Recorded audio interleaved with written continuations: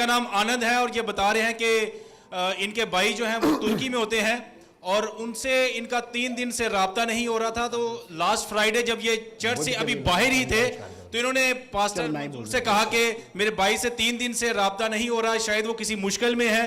तो ये कह रहे हैं कि जैसे ही खुदावंद के खादम ने इनके लिए दुआ की और मैं चर्च से जब बाहर निकला हूं तो भाई की इनकी जो कॉल थी वो आ गई। खुदावंद के नाम को जलाल देते हैं।